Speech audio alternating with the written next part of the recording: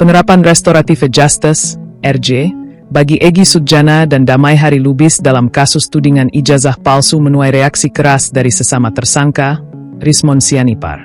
Polda Metro Jaya diketahui menerbitkan surat perintah penghentian penyidikan, SP3, bagi Egy dan tersangka lainnya Damai Hari Lubis pada Kamis, 15 Januari 2026. Rismon mengaku heran melihat para pendukung Presiden ke-7 RI Joko Widodo, Jokowi, justru menyambut gembira penghentian kasus tersebut. Menurut Rismon, langkah damai ini justru menjadi kerugian besar bagi Jokowi karena membuat status keaslian ijazahnya tetap menggantung tanpa pembuktian hukum yang tuntas di pengadilan. Sejak awal Jokowi sebelumnya telah menegaskan bahwa kasus tudingan ijazah palsu ini harus diselesaikan di pengadilan dengan cara yang bermartabat. Dengan penyelesaian kasus di pengadilan ini maka nama baik Jokowi juga akan dipulihkan secara bermartabat. Tetapi ya saya heran kenapa yang pendukung Jokowi sekarang, dengan adanya RJ kok berselebrasi ya? Padahal Pak Jokowi menyatakan, harus diselesaikan ini dituntaskan di pengadilan secara bermartabat.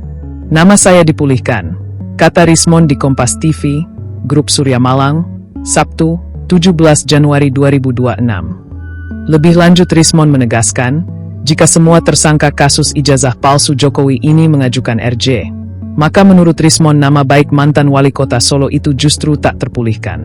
Karena hasilnya penyelesaian kasus tudingan ijazah palsu Jokowi ini akan menggantung imbas adanya RJ tersebut. Rismon menilai, seharusnya pihak-pihak yang pro pada Jokowi ini merasa kecewa dengan adanya RJ di kasus ini. Nama Pak Jokowi akhirnya menggantung. Harusnya pihak pro Jokowi kecewa sama Pak Jokowi, kok dikasih RJ, tegas Rismon. Rismon pun mendesak Jokowi untuk berani menuntaskan kasus tudingan ijazah palsu ini di pengadilan secara langsung. Karena menurut Rismon, Jokowi juga harus bertanggung jawab atas 7 pasal yang digunakan Jokowi untuk menjerat para tersangka kasus tudingan ijazah palsu, termasuk Rismon. Jika Jokowi memang ingin memulihkan nama baiknya dari kasus ijazah palsu, maka Rismon mengajak Jokowi untuk datang ke pengadilan untuk menuntaskan kasus ini. Lebih lanjut Rismon juga meminta Jokowi untuk benar-benar datang sendiri, tanpa perantara, bukan secara virtual, ke sidang kasus tudingan ijazah palsu yang ia laporkan sendiri ke Polda Metro Jaya pada April 2025 lalu.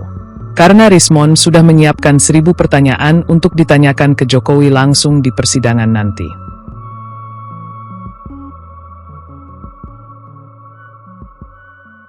Download Tribun X sekarang.